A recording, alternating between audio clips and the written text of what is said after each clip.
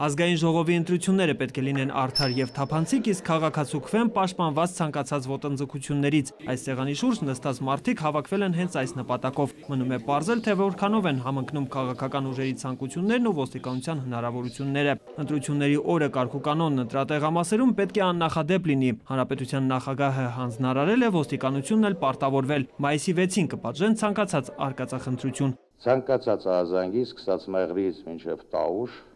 ցանկացած տեղամասի անօրինականություն լինելու դեպքում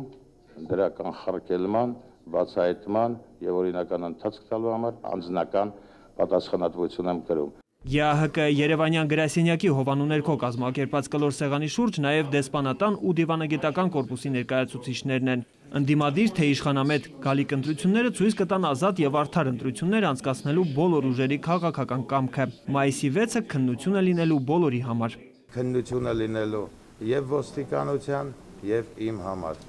Եվ ես չեմ պատրաստվում քննությունների ժամանակ ցույլիկի կարգավիճակում գտնվել։ Մայիսի 6-ին ընտրատեղամասեր ոստիկանները կարող են մուտք գործել միայն իրենց քաղաքացիական պարտքը կատարելու համար, ասում է Կենտրոնական ընտրական հանձնաժողովի նախագահ Տիգրան Մուկուչյանը։ Կենտրոնական ընտրական հանձնաժողովի եւ ոստիկանության համագործակցությունը այնուամենայնիվ անհրաժեշտ է։ Ոստիկանությունը չի վերահսկում ընտրությունները, բայց հետևում է դրանց անցկացման ընթացքում կարգի պահպանմանը։ Եթե հանձնաժողովում, ասենք, մի անգամից մեծ հոսք է սկսվում եւ հանձնաժողովը սեփական ուժերով չի կարողանում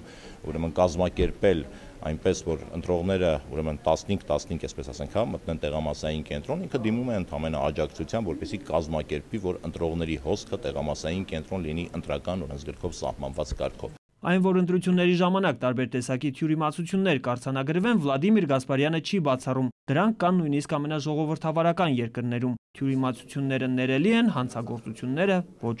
Երբ ներքևում արդեն անձնական շահերի հարց է բարձրանում, ընտրատարածքներում, իհարկե արժիմալ ծառայություններ մատուցողներ կլինեն։ Ոստիկանությունը գործել է օրենքի սահմաններում եւ շատ խիստ եւ սառը ցնցող է լինելու ցանկացած արկածախնդրի համար։ Նախընտրական փուլում եւս ոստիկանությունը դիտորդի կարգավիճակում չէ։ Քաղաքացիների ընտրացուցակներում շուրջ 1800 մեռած հոգիներ են արդեն հայտնաբերել։